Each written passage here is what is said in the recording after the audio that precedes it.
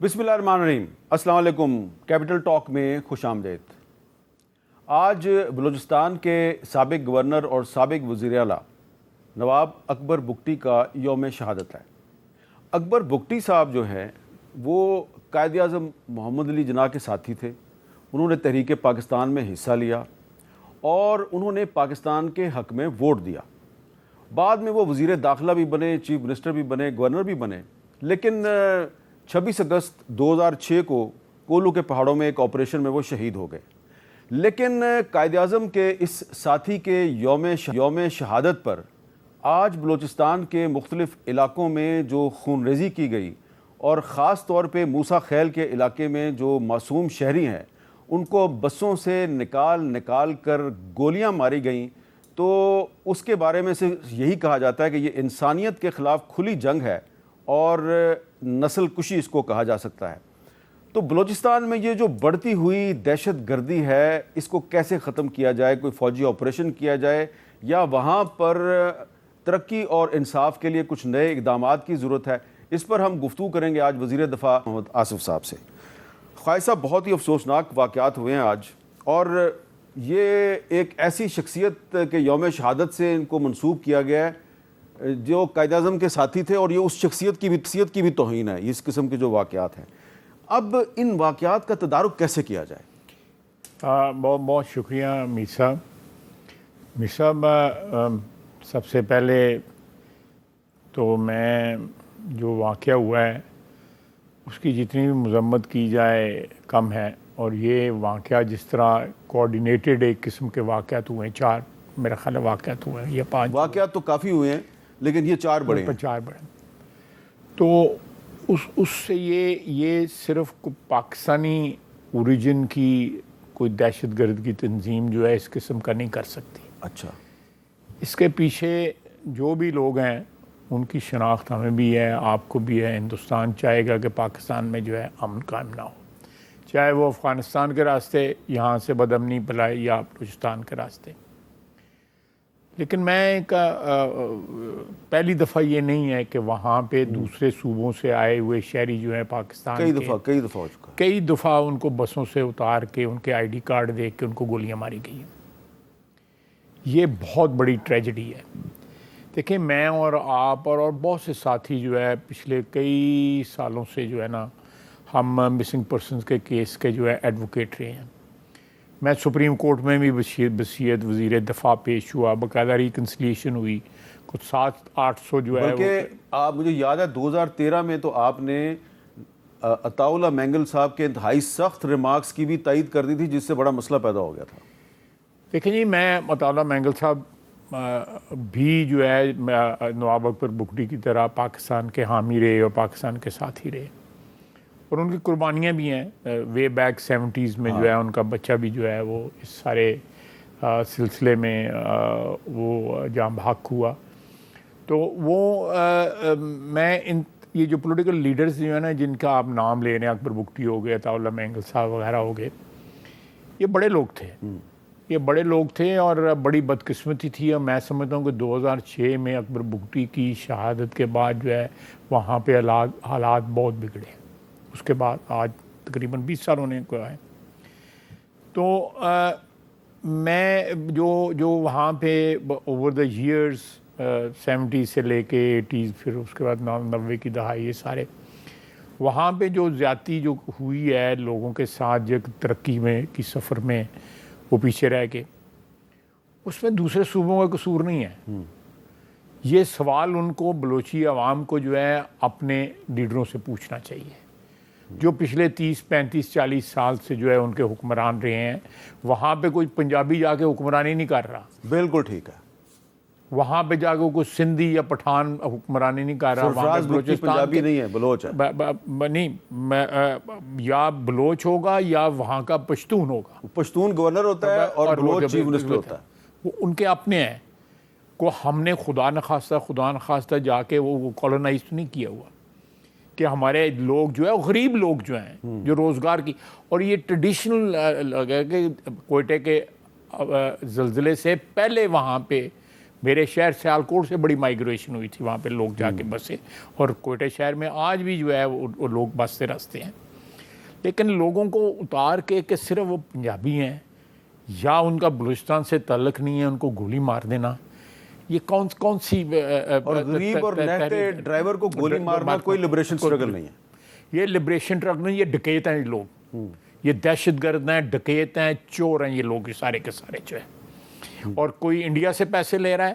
اور میں آپ کو بتاتا ہوں کہ مسنگ پرسن کے کیسز میں آپ 2265 بندے کی لسٹ ہے اس وقت جو ہے، 2265 کی لسٹ ہے، اور وہ بھی اکاؤنٹڈ فار ہے.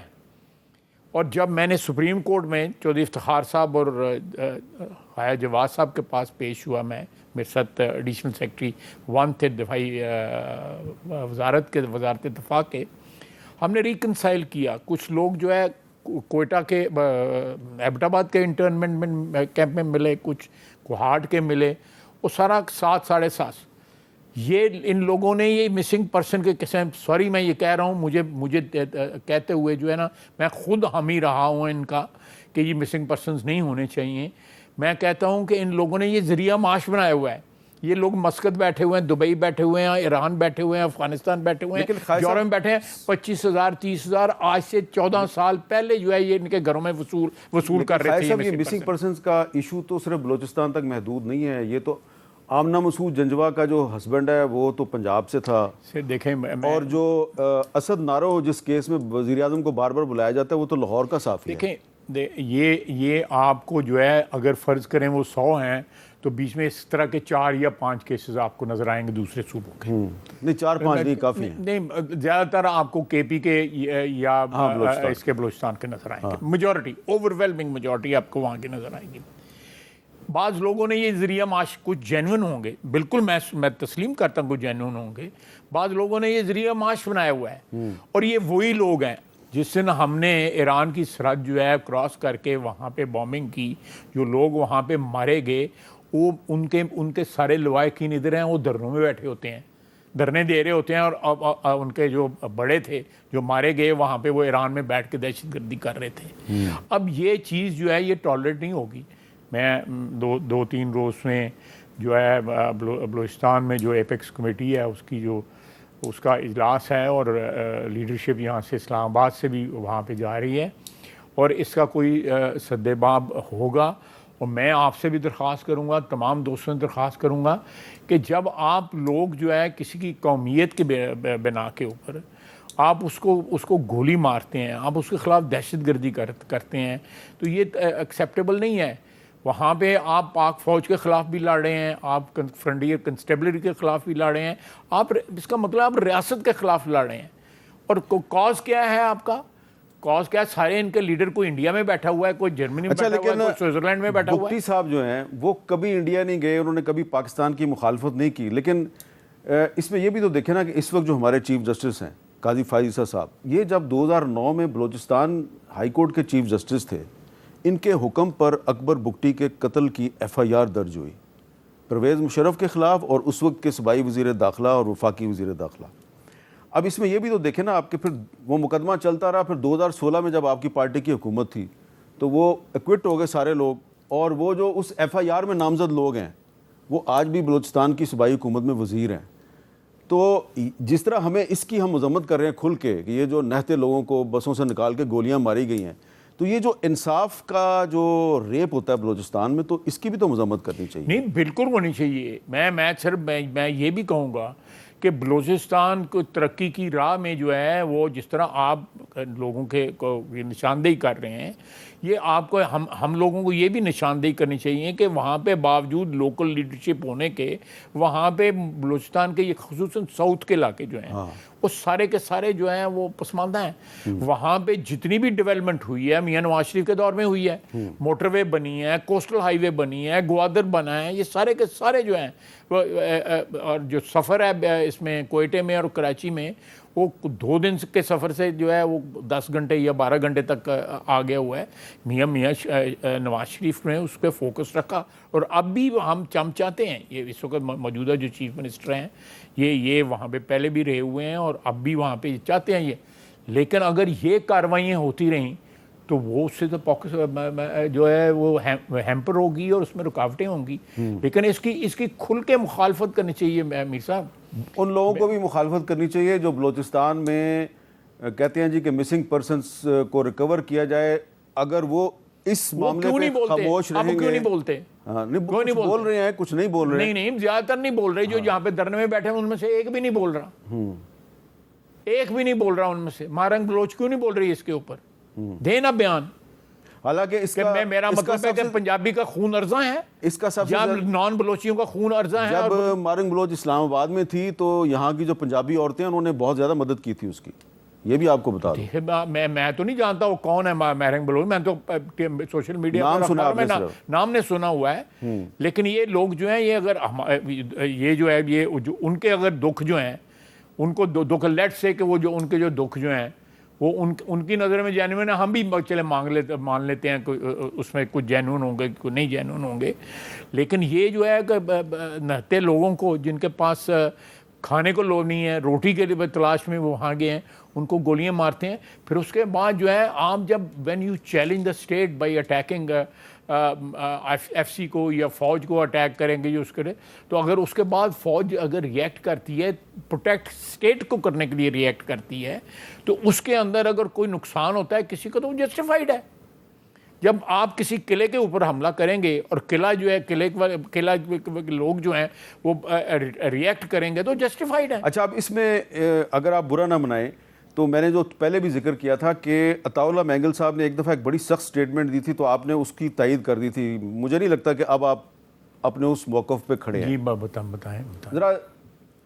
یہ میں آپ کو بالکل امبیرس نہیں کر رہا, لیکن جنرل نالج کے لیے, انڈرسٹینڈنگ کے لیے کہ کیا آپ ابھی تک اس اپنے موقف پہ قائم ہے. پہلے عطاء اللہ مینگل صاحب کی بھی سنا دیں اور پھر جو خواجہ صاحب نے ہمارے شو میں کہا تھا وہ بھی سنا دیں تاکہ خواجہ صاحب جو ہیں ذرا اس کی وضاحت کریں, کیونکہ مجھے آج بہت سے لوگوں نے پیغامات بھیجے ہیں کہ جی خواجہ صاحب سے پوچھیں نا یہ بات. یہ پنجاب کی فوج ہے, یہ پاکستان کی فوج نہیں, یا پھر میں پاکستان کا حصہ نہیں. مجھے پاکستانی وہ نہیں سمجھتے. اگر نہیں سمجھتے ہیں مجھے اس پہ کوئی اعتراض نہیں ہے. انہوں نے خود یہ فیصلہ میرے لیے کیا ہے, سر آنکھوں پر میرے. یہ فوج جو ہے یہ فوج پنجابی کے لیے برا مانتی ہے. میاں صاحب مجھے معاف کریں, پنجابی کے لیے یہ برا مانتی ہے. ہماری تاریخ ثابت کرتی ہے میر صاحب کہ وہ صحیح کہتے ہیں. یہ پنجابی فوج بالکل 100% وہ صحیح کہتے ہیں. آپ نے 50 کی دہائی میں فوج کشی کی بلوچستان پہ, آپ نے 60 کی دہائی میں فوج کشی کی بلوچستان پہ, آپ نے 70 کی دہائی میں فوج کشی کی بلوچستان میں, اور لو انٹینسٹی فوج کشی جو ہے وہاں ہر وقت جاری اور ساری رہی. جی خواجہ صاحب. جی میر صاحب, جو میں نے کہا ہے وہ تو میں نے تو تاریخ دہرائی ہے. بالکل وہ تاریخی واقعات ہیں, میں ان کو ڈینائی تو نہیں کر سکتا. جو 77-76 میں جو وہاں پہ ملٹری ایکشن ہوا, یا جب جو لوگ پہاڑوں سے واپس بلائے گئے اور ان کو پھانسی چڑھا دی گئی, یہ واقعہ تاریخ کے واقع میں نے تو وہی ایکسپلین کیا نا. میں ان کو ڈینائی تو نہیں کرتا, وہ واقعات ہوئے ہیں. لیکن اس کے بعد جو ہے بلوچستان میں جتنا آپ دیکھیں, میں آپ کو بتاتا ہوں, میں منسٹر پاور تھا اس وقت 106 ارب روپے کے بل پینڈنگ تھے بجلی کے بلوچستان کے لوگوں کی طرف. اب 500 ارب ہو گئے ہوئے. فیڈرل گورنمنٹ نے جو ہے ان کا بوجھ اٹھا لیا ہے. وہ یہ نہیں سوچتے کہ یہ اب دیکھیں نا, میں نے جو اس وقت بات کہی میں اس کو ڈینائی نہیں کر رہا, میں اس کو ایکسیپٹ کر رہا ہوں کہ وہ تاریخی باتیں ہیں جو میں نے کی ہیں. لیکن اس کے بعد دیکھیں کہ کس طرح جو ہے جو فوج کشی جو ہے وہاں پہ اس کے بعد کو فوج کشی اس طرح نہیں ہوئی جس طرح 77 میں ہوئی تھی, یا جس طرح 60s میں ہوئی, یا جس طرح 50s کے اندر ان کے ساتھ پیکٹ کیا گیا, معاہدہ کیا گیا, اور اس معاہدے کی ایوب خان نے خلاف ورزی کی جو ہے. تو یہ تاریخ میں ڈینائی نہیں کر سکتا. لیکن جو آج ہوا ہے اس کی وجہ سے آپ جیسے لوگ بھی جو ہیں وہ میرا سوال سن رہے ہیں. ہم آپ کو ڈیفنس پہ ڈالنے کی کوشش کر رہے ہیں, آپ مجھے ڈیفنس پہ ڈالنے کی کوشش کر رہے ہیں, تو یہ بلوچستان کے کاز کو کمزور کر رہے ہیں جو لوگ اس قسم کے. نہیں, یہ دشمن ہے, یہ نہ صرف پاکستان کے دشمن ہے, یہ بلوچستان کے دشمن ہے. یہ بلوچستان کے دشمن ہے. وہاں پہ جو کام جو ہے جنرل سرفراز جو ہیلی کاپٹر حادثے میں شہید ہو گئے تھے, سیالکوٹ تھے, میرے حلقے کے تھے لیفٹیننٹ جنرل سرفراز, جس کے مطلب پی ٹی آئی نے کہا تھا کہ جی یہ ہیلی کاپٹر بچ جاتا اور یہ بندہ جو ہے نا ہیلی کاپٹر کیوں ہوتا, اس قسم کے بیانات پی ٹی آئی نے اس وقت دیے تھے. اس کے بعد ہمارے ڈی جی آئی جو ہیں وہاں پہ رہے. میں سمجھتا ہوں کہ بڑا اچھا ریلیشن شپ وہاں پہ ڈیولپ ہوا. بہت اچھا ان دو بلکہ زیادہ تر نوکری جو ہے ملازمت جو ہے ڈی جی آئی کی وہاں کی ہے. اچھا اور ریلیشن شپ ڈیولپ ہوئے, کوئی ایسی باتیں نہیں کہ اکا دکا واقعات ہوتے ہیں, وہ پنجاب میں بھی ہوتے ہیں, کے پی میں بھی ہوتے ہیں, لیکن میر صاحب یہ جو ہول سیل واقعات پچھلے چند ہفتوں سے اور مہینے سے شروع ہوئی ہیں, اس کا ریئیکشن آئے گا. اچھا, اس کا جب ریئیکشن آئے گا وہ ٹوٹلی جسٹیفائڈ ہوگا. اچھا, آئی ول انڈورس دیٹ. ایپیکس کمیٹی کے اجلاس کے بعد کوئی بڑا فوجی آپریشن ہو سکتا ہے؟ سر یہ تو ایپیکس کمیٹی جو ہے میں میرا پریڈکشن کرنا یا قبل از وقت جو ہے کچھ کہنا جو ہے وہ نہیں ہے, لیکن میں ایک دفعہ پھر کہوں گا کہ یہ جو ہم نے ان کے زخموں پہ, ہماری فوج نے, ہماری وہاں پہ ایف سی نے, ان سب نے ان کی زخموں پہ مرہم رکھنے کی کوشش کی, لیکن اب یہ لوگ جو ہیں ماضی کے بھی زخم جو ہے کورید رہے ہیں, جو لوگ اس قسم کی بات کر رہے ہیں, اور یہ بات ٹھیک نہیں ہوگی, اس لیے کہ دہشت گردی کے ذریعے جو ہے ہمیں کمزور کرنے کی کوشش ہو رہی ہے. We'll fight back and we'll fight back with full force. پوری قوت کے ساتھ ہم اس کا جواب دیں گے. بالکل ٹھیک ہے. اچھا اب یہ بتائیں کہ پارلیمنٹ کا جو مشترکہ اجلاس ہو رہا ہے پرسوں, اس کا کوئی خاص نہیں ہو رہا؟ پارلیمنٹ کا مشترکہ اجلاس ہی نہیں ہو رہا؟ نہیں, اگلے ہفتے. اچھا, اگلے ہفتے چلا گیا. اچھا, اب یہ بتائیں کہ یہ جو آج کچھ اخباروں میں خبر ہے کہ Modi gets rare invite for Islamabad visit, وہ جو شنگھائی تعاون تنظیم ہے وہ 15 اور 16 اکتوبر کو پاکستان میں اجلاس ہو رہا ہے, تو مودی صاحب کو بلا رہے ہیں آپ, آئیں گے وہ؟ دیکھیں, ہم جو شنگھائی اگر ہمارے پاس وہ سیٹ آتی ہے کہ اسلام آباد میں ہم نے اس کو جو ہماری باری آتی ہے تو ہمیں سب کو بلانا پڑے گا, دوست دشمن سب کو بلانا پڑے گا, جس طرح انہوں نے بھی بلایا تھا. انہوں نے بھی بلایا تھا اور میرا خیال ہے ہمارے فارن منسٹر جی گئے تھے. اچھا, اب خائد صاحب یہ بتائیں کہ عمران خان صاحب کا خیال ہے کہ جنرل فیض کو ان کے خلاف وعدہ معاف گواہ بنانے کی کوشش کی جا رہی ہے, تو اگر جنرل فیض وعدہ معاف گواہ بن گئے تو پھر تو ان کی کوئی اکاؤنٹیبلٹی نہیں ہوگی. میری کن کی اکاؤنٹیبلٹی؟ جنرل فیض کی. نہیں, میں اس پہ کمنٹ نہیں کرنا چاہتا, لیکن یہ بات آپ مجھ سے سوال پوچھیں یہ کیوں کہی ہے عمران خان صاحب؟ جی کیوں کہی ہے؟ عمران خان کو یہ جو ڈرونے خواب آ رہے ہیں, جو کام رل کے کیتا تھا انہوں نے نال, جو کام انہوں نے اس کے ساتھ مل کے کیا ہے, بقول آپ کے رل مل کے کیا, رل مل کے وہ سارا یاد آندا پیا ہونا نا. اچھا دیکھیں نا, جس میں یہ دونوں نے اکٹھی واردات کی ہوئی ہے, جیسی بھی کی ہوئی ہے, تو مجھے تو نہیں پتا کچھ کا ایفیکٹس جو ہیں, اثرات جو ہیں آپ کو نظر آتے ہیں سیاسی لوگوں. لیکن نا 3 دن پہلے اسلام آباد میں کچھ مسنگ پرسنز کی فیملیز نے مظاہرہ کیا, تو لاہور کا ایک جرنلسٹ ہے مدثر نارو, اس کے والد نے نام لے کے کہا ہے کہ 2018 کے الیکشن پہ میرے بیٹے نے جب سوال اٹھائے 2018 کے الیکشن پہ, تو مدثر نارو کو اغوا کیا گیا. اس وقت جنرل فیض کے حکم پہ اس کو اٹھایا گیا اور اس نے مطالبہ کیا ہے ببانگ دوحل کے جنرل فیض کے خلاف میرے بیٹے کے اغوا کی تحقیقات کی جائیں, وہ آج تک مسنگ ہے. بالکل ہونی چاہیے. 2018 کا الیکشن جو ہے اس پہ کس کو اعتراض ہو سکتا ہے؟ 2018 پہ جو ہے جنہوں نے آر ٹی ایس ڈاؤن کیا تھا انہیں کو اعتراض ہو سکتا ہے نا, جہے سانوں 47 دا تاؤ دیندے نے, تے آپ ہی آر ٹی ایس کی گل نہیں کرتے گے. وہ 6-8 گھنٹے جو آر ٹی ایس ڈاؤن ہوا تھا وہ بھائی صاحب اور فیض صاحب جو ہے ان کے اشتراک سے, اور اس کے جو جن بینیفیشری جو تھے وہ عمران خان صاحب تھے. تو اب آپ کو کیا لگ رہا ہے کہ فیض صاحب کے خلاف صرف وہ ٹاپ سٹی کیس میں ہی تحقیقات؟ نہیں, ٹاپ سٹی کیس جو ہے وہ تو پہلے ہوا ہے نا, لیکن ریٹائرمنٹ کے بعد بھی تو جو ہے نا مدعا خاصا ہے. مدعا خاصا ہے, تو اس مدعے کی میں تو پریس میں پڑھا ہے کہ جی پہلے کے پری ریٹائرمنٹ اینڈ پوسٹ ریٹائرمنٹ. آپ صرف پریس میں پڑھی ہوئی رپورٹر جو ہے وہ ہمیں آگے بتاتے ہیں کہ کوئی فائل میں پڑھی ہوئی بات بھی بتا دیا کریں. نہیں, فائل میں آپ کو کیا خیال ہے کہ منوی آفیشیل سیکرٹ ہے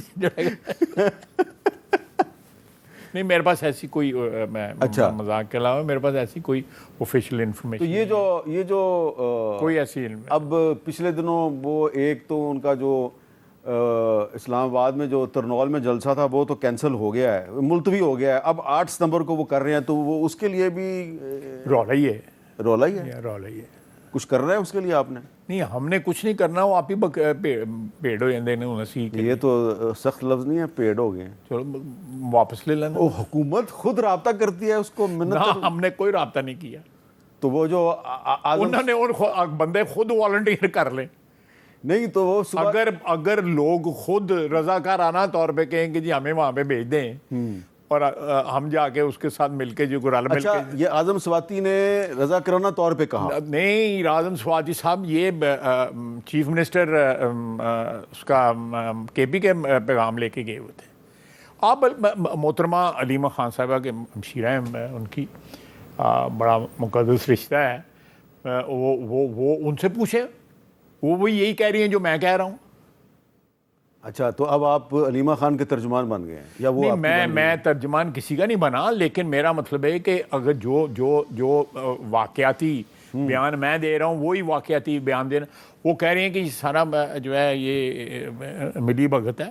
اور یہ دوسری بات یہ ہے کہ وہاں پہ جو گفتگو ہوئی ہوگی, آپ کا کیا خیال ہے وہ سیکرٹ ہوگی گفتگو؟ اعظم سواتی صاحب نے جو کچھ کی ہوگی. وہ تو کیمرے بھی لگے ہوئے وہاں پہ, 16 کیمرے میری اس میں لگے ہوئے تھے سیل کے باہر. اور وہ تو سنا ہے آپ کو نہاتے ہوئے بھی دیکھتے تھے.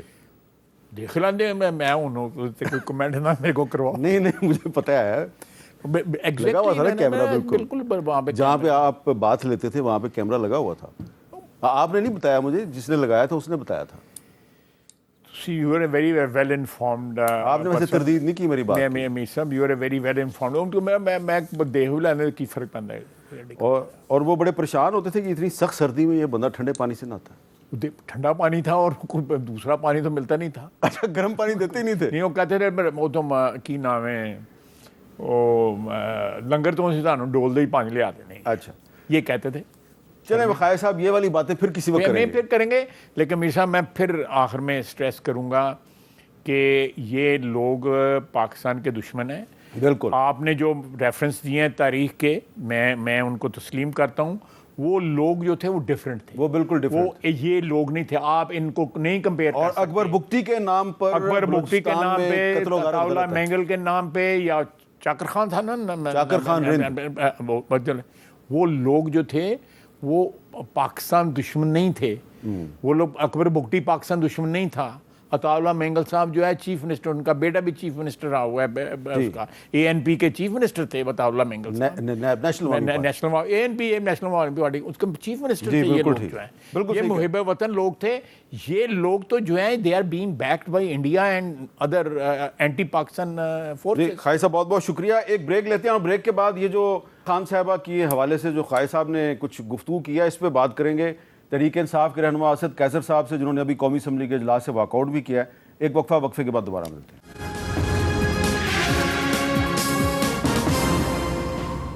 کیپٹل ٹاک میں خوش آمدید. اور اب ہم بات کریں گے تحریک انصاف کے سینئر رہنما اور قومی اسمبلی کے سابق اسپیکر جناب اسد قیصر صاحب سے.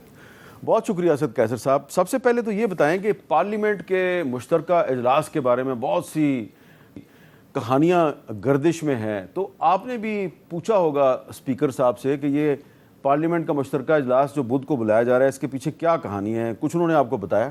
جی میری بات ہوئی تھی. میں نے کہا کہ کیا, چونکہ میں بیسیکلی اس کے ساتھ بات کر رہا تھا کہ سیشن کا کیا دورانیہ کیا ہوگا, تو پھر اس پہ بات ڈسکشن ہوئی. تو اس نے کہا کہ کوئی خاص تو نہیں ہے, اور جو آپ لوگوں کے خدشہ اشارے میں کہا کہ جو آپ لوگوں کے خدشات تھے وہ نہیں ہیں. بہرحال ابھی جو بھی ہے ہم اس کا مقابلہ کریں گے, لیکن کیونکہ یہ جس طرح دیکھیں, ایک تو اجلاس کے ایک شیڈول ہوتے ہیں نا, یہ ابھی شیڈول انہوں نے ختم کر دیا ہے. اور پارلیمنٹ کو تو بالکل انہوں نے مطلب ایک ہینگ پارلیمنٹ جو ہوتی ہے جس میں ایون جو شیڈول بھی اسپیکر کے ساتھ ڈسکس نہیں ہوتا, اور وہ جب بھی چاہے جو ان شیڈول اجلاس بلائے جاتے ہیں. تو ابھی دیکھتے ہیں, ہم نے جو بھی کیا, ہم نے مولانا صاحب سے بھی بات کی ہے کہ ہم نے جو لیجسلیشن کے حوالے سے جو ہے نا یہ معاملات ہے, ہمیں ایک متفقہ طور پر آپس میں ڈسکس کر کے اس لیجسلیشن کا جو ہے نا اپنا موقف دینا چاہیے. اچھا اسد قیصر صاحب, آپ نے ذکر کیا مولانا صاحب کا, تو مولانا فضل الرحمان صاحب کے ساتھ آپ کی بھی ملاقاتیں ہو رہی ہیں, آصف علی زرداری صاحب اور وزیر داخلہ محسن نقوی کی بھی ملاقاتیں ہو رہی ہیں. ویسے ہی میں آپ سے سوال کر رہا ہوں لائٹر سائڈ پہ, زرداری صاحب نے تو ان کو ایک بندوق دی ہے شاید آپ کے خلاف استعمال کرنے کے لیے, آپ نے ان کو کچھ دیا ہے؟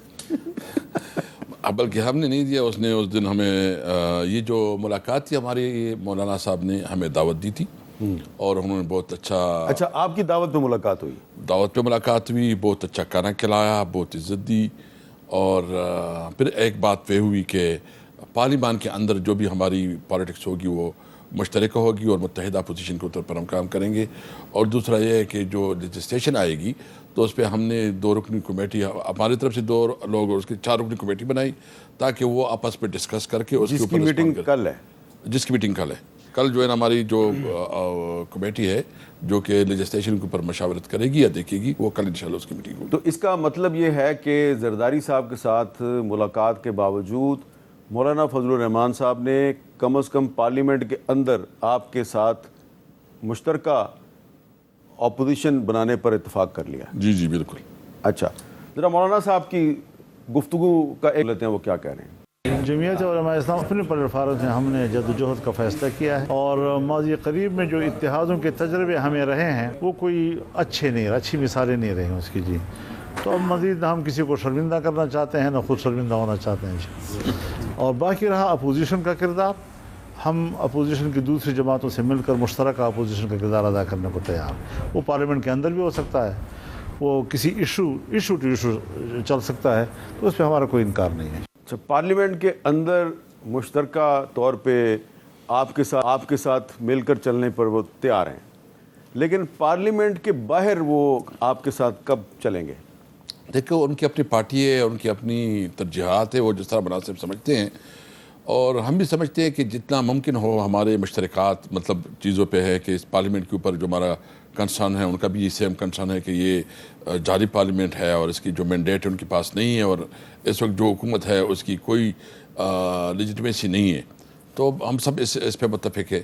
اور دوسرا جو لیجسلیشن لے کے آ رہے ہیں جس کے اوپر ہمیں تشویش ہے اور جس پہ ہمارے بانی چیئرمین نے بھی ڈسکس کیا، تو اس دن جو بات ہو رہی تھی تو مولانا صاحب نے کہا کہ ہم نے تو پہلے اس چیزوں کو مسترد کیا ہوا ہے۔ تو بہرحال ہماری کوشش ہے کہ جتنی ہمارے مشترکات ہو سکتی ہیں، یعنی ایشو ٹو ایشو جو انہوں نے بات کی، ہم بالکل ایشو کی بیس کریں گے، باقاعدہ کوئی الائنس نہیں ہوگا، لیکن اس پارلیمنٹ کے اندر جو ہے نا ہم ایک مشترکہ عمل کے تحت آگے بڑھیں گے۔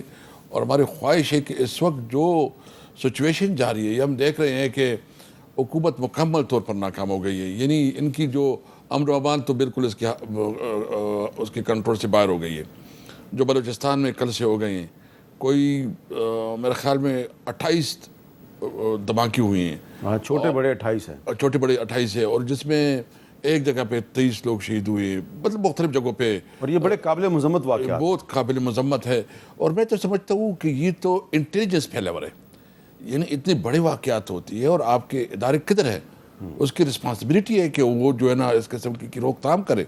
اور پرابلم یہ ہے کہ اداروں نے اپنا جو کام ہے وہ چھوڑ دیا ہے، اور وہ جو ہے نا پولیٹیکل مینیورنگ میں اور پولیٹیکل لوگوں کو، تو میں سمجھتا ہوں کہ جب تک اس ملک میں آئین اور قانون کی بالادستی نہیں ہوگی، جب تک آپ کنسٹیٹیوشن کے اندر اپنے رول تک محدود نہیں ہوگی، نہ اس ملک میں امن آئے گا، نہ اس ملک میں معاشی خوشحالی آئے گی، نہ اس ملک میں ترقی ہوگی۔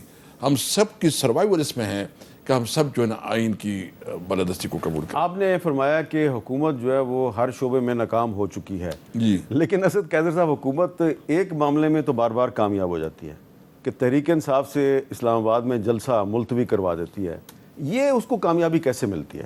دیکھیں جلسہ جو ہے نا، یہ میں بہت افسوس ہے کہ ایک جلسہ یعنی ایک ہمارا آئینی حق ہے، ہم کوئی ملیٹنٹ نہیں ہیں، ہم جو بھی کرتے ہیں پارلیمنٹ میں سب سے بڑی اپوزیشن پارٹی ہے، ایک صوبے میں ہماری حکومت ہے، پنجاب میں سب سے اپوزیشن ہماری ہے، سب سے بڑی پولیٹیکل پارٹی، اور اس کو جو ہے نا اس طرح رویہ رکھنا، اور پھر حال یہ ہے کہ آپ اپنا سارا توجہ اس پہ کر رہے ہیں، پولیس ادھر استعمال کر رہے ہیں، اور پھر جو رحیمی خان میں آپ کی پولیس کے ساتھ جو ہوا پنجاب میں، یعنی آپ کی جو ہے نا 12 پولیس والے شہید ہیں اور ایک کو وہاں ادھر اغوا کیا گیا، ابھی تک آپ اس کی کوئی نہیں کر سکتے۔ نہیں، وہ جو اغوا ہوا وہ واپس آ گیا، تو وہ اغوا مطلب کوئی ڈیل کی طرح ہو نا، کمزوری کی بنیاد اس پہ۔ کا ساتھی جو گرفتار تھا اس کو رہا کیا تو اس کے بدلے میں وہ پولیس والا بھی رہا ہو گیا۔ لیکن یہ بتائیں نا کہ یہ جو آپ کا بیک ڈور چینل سے رابطہ ہوتا ہے آپ کی پارٹی کا حکومت کے ساتھ، تو اس سے مولانا فضل الرحمان کو پریشانی نہیں ہوتی؟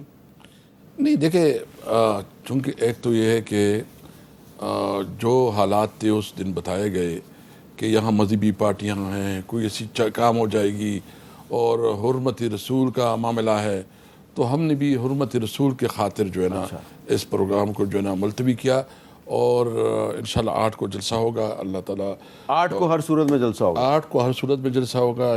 بانی چیئرمین نے بھی کہا ہے کسی صورت میں ہم نہیں کریں گے، اور یہ ہمارا آئینی اور قانونی حق ہے. آپ کو پتہ ہے کہ ہمارے ورکر نے جتنا اس کے اوپر ریئیکشن کیا، اپنی لیڈرشپ سے بڑی ناراضگی ظاہر کی، اور یہ ہمارے ورکر جو ہے نا ایک پہلی دفعہ جو ہے نا ایک انرجیٹک ورکر، ایک کمیٹڈ ورکر وہ ایک پارٹی کو ملی ہے، اور اس کی اپنی لیڈرشپ کے ساتھ ایک محبت ہے جو اس کی طرح کر رہے ہیں. تو ہم سمجھتے ہیں کہ ابھی ہمارے بس بھی نہیں ہوگا کہ ہم اپنے ورکر کو قابو کر سکیں گے. آپ نے کہا کہ ورکر جو ہے وہ تھوڑے سے اس پہ تھوڑے سے ناراض نظر آتے ہیں، لیکن ورکر کے علاوہ جو پارٹی کی لیڈرشپ ہے اس میں بھی کافی اختلافات ہیں. کیا یہ خبریں درست ہیں کہ عارف علوی صاحب کو یہ ٹاسک دیا گیا ہے کہ پارٹی کے جو اختلافات ہیں ان کو ختم کیا جائے؟ دیکھیے یہ ہمارے کور کمیٹی کے اندر ڈسکشن ہوا ہے، اور عارف علوی صاحب اپنا رول پلے کر رہے ہیں، اور عارف علوی صاحب ایک سینئر رہنما ہیں، ایک بہت سینئر پوزیشن پہ رہے ہیں، اس کا بہت بڑا کنٹریبیوشن ہے. اور یہ انہوں نے تو ویسے معذرت کی تھی، لیکن ہم سمجھتے ہیں کہ وہ اس معاملے میں سب سے بیسٹ ہے کہ وہ اس میں رول پلے کرے. ہم بھی ساتھ ہوں گے انشاءاللہ تعالیٰ، تاکہ چھوٹی چھوٹی معاملات ہوتے ہیں، اور اگر کوئی سینئر اس میں اپنا رول پلے کرتا ہے تو بہت آسانی سے ہو جاتا ہے. تو عارف علوی صاحب کا یہ رول بالکل یہ ڈسکس ہوا ہے کور کمیٹی میں. باقاعدہ نوٹیفیکیشن تو نہیں ہے، لیکن ایک ہماری سب کی خواہش ہے کہ عارف علوی صاحب اس میں رول پلے کریں. یہ بتائیں کہ یہ خبریں درست ہیں کہ علیمہ خان صاحبہ نے بھی اب تحریک انصاف کی پارٹی کے اندر سرگرم ہونے کا فیصلہ کر لیا ہے؟ مجھے اس کا علم نہیں ہے، لیکن چونکہ اس کا بھائی جو ہے نا اس وقت جیل میں ہے، اور بہنیں اپنی بھائیوں کے لیے بہت حساس ہوتی ہے، سینسٹیو ہوتی ہے، تو اس کی وجہ سے وہ جو بھی کردار ادا کرتی ہے ہم اپریشیٹ بھی کرتے ہیں اور بہت کنٹریبیوشن کرتی ہے. اور اس کا حق ہے ایک سٹیزن کی بھی، اور ایک پارٹی بھی اگر وہ کردار کرتی ہے تو ہم ویلکم کریں گے. اچھا یہ بتائیں کہ کیا آپ کو کوئی یہ خدشہ یا خطرہ ہے کہ جنرل فیض صاحب جو ہیں وہ عمران خان کے خلاف عدم معاف گواہ بن جائیں گے؟ نہیں، دیکھو ابھی تو معاملات اس سے آگے نکل گئے ہیں. اس وقت تو ملک برداشت نہیں کر سکتا.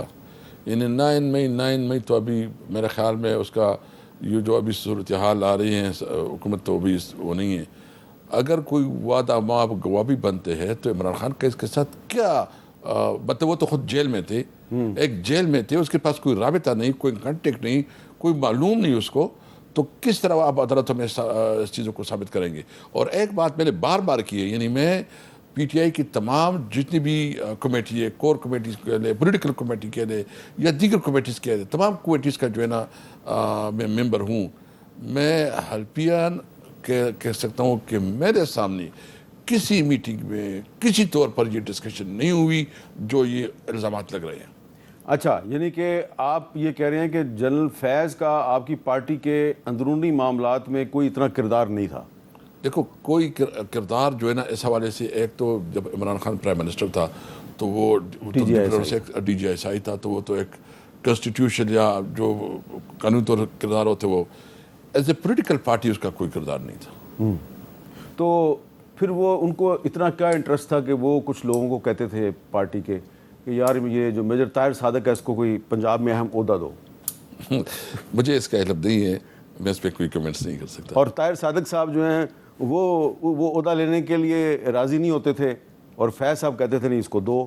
چلیں اگر آپ کو نہیں پتا تو میں آپ سے ہاں بالکل. میجر طاہر صاحب جو ہے نا بہت اچھا ورکر ہے، پولیٹیکل ورکر ہے، انہیں بہت کنٹریبیوشن کی، اور آپ کو پتہ ہے کہ جو اٹک میں اس کے اوپر کتنا پریشر رہا، پھر بھی وہ اسٹینڈ رہا تھا. ہم اس کی رسپیکٹ کرتے ہیں، اور میرے ساتھ خود بھی اس کی بات ہوئی. اس نے کہا کہ مجھے وہ نہیں ہے، اس میں انٹرسٹ نہیں ہے، بس میں عمران خان کے ساتھ ہوں، اور اس کے ساتھ ملا بھی تھا طاہر صادق صاحب.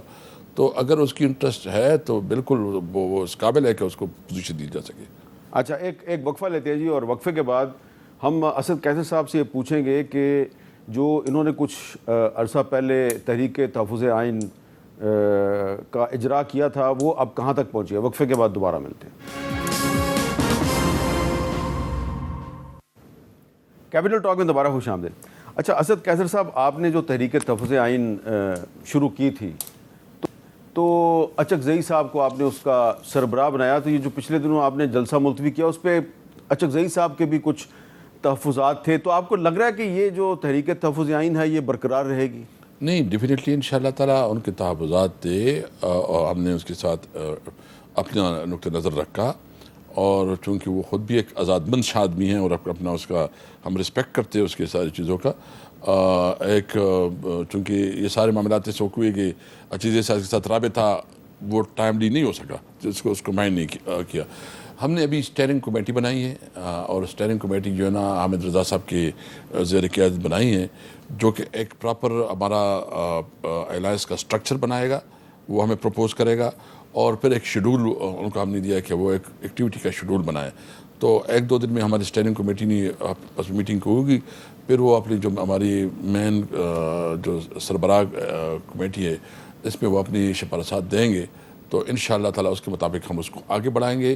سندھ میں بھی پولیٹیکل پارٹیز کے ساتھ ہماری بات چیت ہو چکی ہے اور وہ بھی ہمیں جوائن کر رہے ہیں, تو اس کو ہم آہستہ آہستہ اس کو بڑھا رہے ہیں. کسی پارٹی کا نام بتائیں گے آپ ہمیں؟ اب مطلب یہ ہے کہ جی ایف سعید والا پارٹی ہے, میں زیادہ چونکہ وہ نام میں کوئی آگے پیچھے کر لوں تو وہ اچھا چلے یہ بتائیں کہ جو ریزرو سیٹوں میں جو سپریم کورٹ کا ججمنٹ ہے, آپ کو لگتا ہے کہ اس پہ عمل درآمد ہو جائے گا؟ دیکھو, یہ تو ہر ممکن طریقے سے اس کے اوپر روڑے اٹکا رہے ہیں. یہ بھی امتحان ہے سپریم کورٹ کا کہ کتنا وہ اپنے فیصلے کو جو ہے نا وہ امپلیمنٹ کر سکتے ہیں. ہم سپریم کورٹ کے ساتھ ہیں, اپنے عدلیہ کے ساتھ ہیں, اور جب تک اپنے عدلیہ کے فیصلے امپلیمنٹ نہیں ہوں گے تو پھر اس ملک, یہ ملک کیا ملک ہے, مطلب تو پھر تو جنگل کا قانون ہے. تو ہر صورت میں انشاءاللہ تعالیٰ مجھے امید ہے یہ امپلیمنٹ ہوگا. آپ کو کیا لگ رہا ہے کہ اس وقت جو پاکستان کے جو بڑے بڑے مسائل ہیں اس کا کوئی حل آپ کی پارٹی کے پاس ہے؟ دیکھو, سب سے پہلے جو ہم عام طور پر کہتے ہیں, یعنی تمام مسائل کا حل یہ ہے کہ ملک آئین کے مطابق چلایا جائے. آئین کا کیا مطلب ہے؟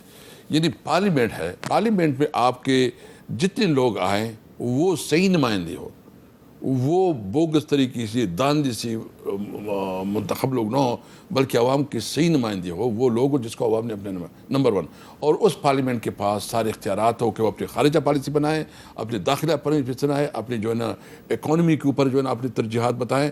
مطلب جو ملک کے معاملات ہیں وہ پارلیمنٹ کے پاس ہو. پارلیمنٹ جو ہے نا سپریم ادارہ ہے. آپ کا جو کنسٹیٹیوشن میں جس ادارے کا جو رول ہے, یعنی عدلیہ ہے, عدلیہ صحیح معنوں میں ایک انڈیپینڈنٹ اور جو ہے نا آزاد عدلیہ ہو, اس کے اندر کسی پولیٹیشین کو, کسی حکومت کو کوئی اثر رسوخ کا اختیار نہ ہو, وہ میرٹ کے مطابق اور قانون کے مطابق سویلین سپرمیسی ہو اور قانون کی حکمرانی ہو, تب یہ ملک. یعنی جب سب کو پتہ چلے, یعنی میں نے جو مارنگ بلوچ کی بھی تقریر میں نے سنی ہے, وہ کہتے ہیں کہ آئین کو تم نہیں مانتے, ہم تو مانتے ہیں. آپ جتنے لوگ ہیں مسنگ پرسن ہیں سب کو عدالتوں کے سامنے پیش کرو. بھائی ٹھیک ہے, اگر کسی کے خلاف کوئی ہے, کوئی کیس ہے. تو آپ کی جو پچھلے دنوں منظور پشتین سے ملاقات ہوئی اس میں بھی کوئی آئین کی بات ہوئی تھی؟ ہاں, منظور پشتین سے جو ہماری ملاقات ہوئی تھی تو انہوں نے کہا کہ انہوں نے دعوت دی, ہم نے اس سے ایک مطالبہ کیا کہ جو بھی آپ کرے وہ آئین اور قانون کے مطابق کرے, اور آئین کے مطابق ہوگا تو ہم آپ کے ساتھ ہوں گے, کوئی ایسا نہ ہو اور یہ اب جو بھی پالیٹکس ہو پاکستان کے اندر ہو. تو انہوں نے کیا کہا؟ انہوں نے کہا کہ بالکل ہم ایک تو یہ کہ آئین کے اندر اپنے سارے سرگرمیاں کریں گے, دوسرا ہاں اس نے یہ بات کی کہ ہم تو یہ تجویز کر سکتے ہیں نا کہ آئین میں امینڈمنٹ کرے, یہ تو قانونی حق ہے آپ کا, ہم اگر وہ کوئی امینڈمنٹ لاتے ہیں تو ہم اس کو مطلب اس کے مطابق دیکھیں گے اور اس پہ ہمیں کوئی اعتراض نہیں ہوگا. لیکن جو بات ہے پاکستان کے آئین کے اندر رہتے ہوئے وہ اپنی سرگرمیاں کریں. تو آپ کے خیال میں مارنگ بلوچ اور منظور پشتین جو ہیں وہ پاکستان کے آئین کے اندر رہ کے جدوجہد کر رہے ہیں؟ میں سمجھتا ہوں اور وہ کر بھی رہے ہیں. جو مارن بلوچ کی اس وقت سٹرگل ہے, میں سمجھتا ہوں کہ وہ بہت پیسفل, یعنی خواتین اور بچے, تھوڑی ان کے ساتھ مشاورت چاہیے. تو ان کو یہ بات کریں کہ وہ وہی ایکٹیویٹی رکھے جو کہ پرامن ہو, پیسفل ہو اور آئین کے اندر ہو. اور میں سمجھتا ہوں کہ ان کی آواز بہت مضبوط ہوتی جا رہی ہے. جو مسنگ پرسن کا وہ مقدمہ لڑ رہے ہیں وہ بہت ایفیکٹیو ہے, لیکن اس میں جو تقریر میں اس پہ تھوڑی بہت احتیاط کرنی پڑے گی. جس طرح ہمارے نیئر ہسٹری میں سمجھتا ہوں کہ گاندھی جی کا ایک بہت بڑی تحریک چلی ہے, نیلسن منڈیلا کی ایک بہت بڑی تحریک چلی ہے, مارٹن لوتھر کنگ کی ایک بہت بڑی تحریک چلی ہے. اس میں جو لیڈرشپ تھی اس میں یہ کمال تھا کہ وہ اپنی ذاتی غصہ اور جذبات جو ہے نا قابو پہ رکھتے تھے, اپنے ٹارگٹ پہ فوکس رکھتے تھے, اور اس کا رزلٹ دیکھ لے گا کہ امریکہ میں وہ کامیاب ہوئے, انہوں نے ووٹ کا حق لے لیا. گاندھی جی نے جو ہے نا جو آزاد کیا, انڈیا کو آزادی دلائی. ہمارے قائد اعظم محمد علی جناح کا بھی ایک بہت بڑا کنٹریبیوشن ہے کہ اس نے جو تحریک چلائی کوئی اس پہ تشدد نہیں ہوا، اور اس طرح آپ نے کہا نیلسن منڈیلا نے اتنی مشکلات کے باوجود وہ اس نے اپنے جذبات کو قابو میں رکھا، اپنی قوم کی بھلائی کے لیے کام کیا، اور اب دیکھیں کہ ساؤتھ افریقہ کدھر ہے۔ تو میں یہ دونوں سے جو ہمارے میں کہتا ہوں کہ ہمارے بچے ہیں، ان سے ہماری ریکویسٹ ہوگی کہ وہ اپنی تمام ترجیحات، اپنے جذبات، ان کی جو بھی جذبات ہیں ہم اس کی قدر کرتے ہیں، لیکن وہ اپنی تمام جدوجہد کو آئین اور قانون کے اندر رکھے اور احتیاط سے اپنی اس کو آگے بڑھائیں۔ بہت بہت شکریہ اسد قیصر صاحب، ہمارے ساتھ بات کر رہے تھے۔ مجھے دیجیے اجازت۔